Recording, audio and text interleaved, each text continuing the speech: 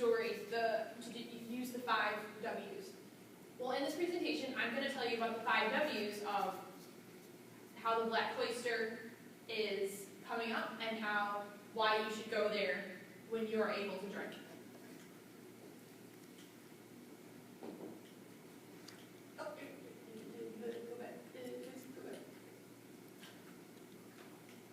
Okay, so why craft beer? There is a huge demand right now in Toledo, and not just Toledo, but Ohio, for quality versus quantity. People want something that tastes better than just getting drunk lately in Ohio. And the quality is kind of like craft beer. It's like, you know how with wine, you have different kinds of wine, and you want to taste the wine, and different flavors and everything. It's like that with beer. Okay. What can I drink? What is the kind of beer that you'd be able to drink in this new bar that's coming up? Well, there's going to be something at the Black Cloister called Gateway Beers, and it's basically for transitioning from domestic beer, so like your basic beers that you would find at a bar, like Yingling, Budweiser, etc., into craft beers. And so the kind of craft beers that are going to be at the Black Cloister would be wheat and blonde ales and pilsners. And they're also going to have Belgian-style ales, IPA, and seasonal stuff like pumpkin-style and spiced beers. Okay, so in Toledo, or in Ohio, for every one brewery, there is 50,000 people that have a brewery for that one brewery. In Cleveland, for every one brewery, there is 30,000 people. And in Toledo, for every one brewery, there is 150,000 people. So it is perfect right now to be even opening a brewery in Toledo because of those numbers.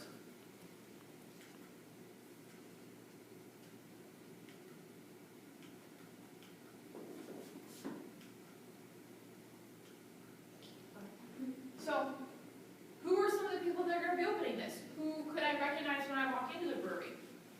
Two of the people that you could see, or that will be working around the brewery, who are also founders, are Tom Schaefer, who is the founder and the CEO. He is also a pastor and owner of Threshold Church, which is out in Rossford. It used to be out over here near UT, but they decided to move out to a different location in Rossford. And for 20% of all the proceeds for the Black Cloister are going to go into Threshold, which is something in Christian religion called tithing. It's like giving back to God, basically. And then this is my dad, Michael Kennedy, who is also a founder, and he's the project manager and sales director and safety coordinator. He's basically the guy that's getting everything built for the brewery. He's in charge of all that.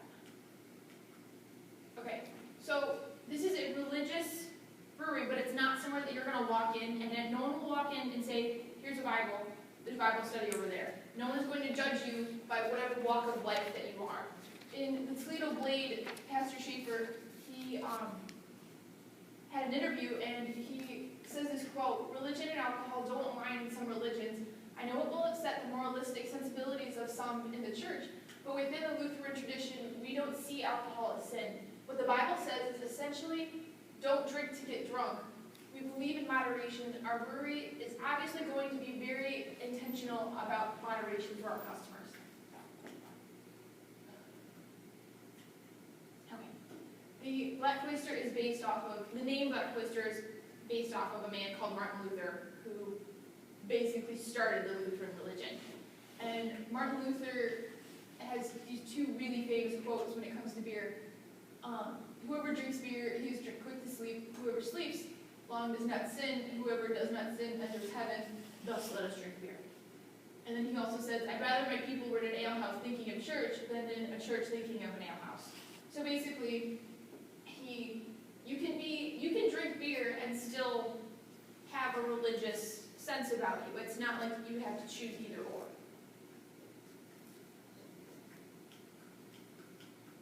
Okay, so the Black Cloister. This is a picture of the Black Cloister, an older picture of the Black Cloister back in the day.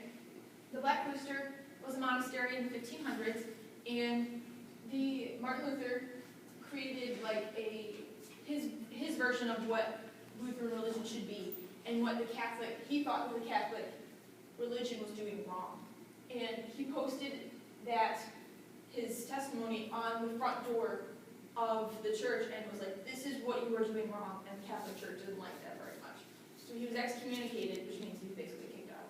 And he ended up marrying a former nun named Katie, and Katie and Martin, they eventually moved into the Black Cloister because the Catholics left, and the town owned the monastery, so they started their brewery there, and Katie made all the beer for it, while Martin Luther entertained everybody, and they all had good times and talked about what they thought Christianity should be. And Katie was actually one of the first people in history to start an economic, environmental act. She would take the water from the river and to make the beer. People dumped their excrement into the river, and she kept doing that with beer. That's what people do. So she went to the townspeople, or to the town hall, and basically said, on this day, can people not be dumping all of this into the river so that I can make beer? And that was the first environmental law ever passed. And this is the Black Cloister logo, because Martin Luther, he had a specific cup that he had every time he drank, and this is an example of that cup. Okay, so the Black Cloister, this is the building of the Black Cloister from the other side of the street. It is, the Blarney is right here, and the Mudhen Stadium is only a block away. So you are in walking distance from the Mudhen Stadium to come here and sit and have a drink with people. This is a side view of the Black Cloister on the outside. And then this is the, basically what the first floor looks like. These beautiful arches that they will be keeping in the building as they're remodeling.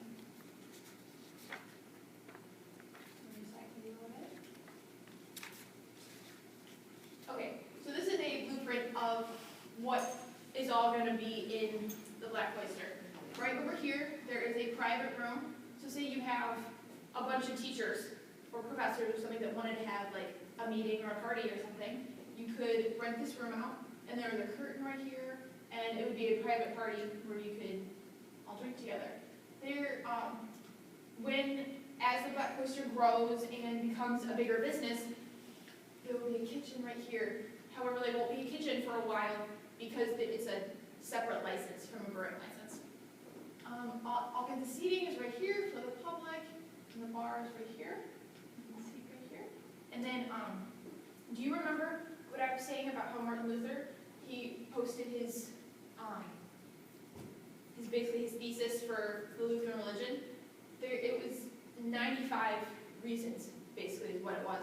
And they're going to, for the first 95 people that helped out the brewery, they're going to have their names posted behind the bar. And it's going to be like a, it's supposed to remind you of that from the Lutheran religion. All the beer will be made over here. And this will be like a cooling area for holding beer for like if different bars want to buy. And there'll be kegs back there. This is for the owner of the building, so that because there's different buildings up on the different levels of it, because the Black Cloister only owns the first level of the building, so that they can go up and down to work. And then this is the front door over here. And this is kind of a 3D image of the Black Cloister. The bar would be right here. There's those tables. Here's the top view of the tables again. Oops.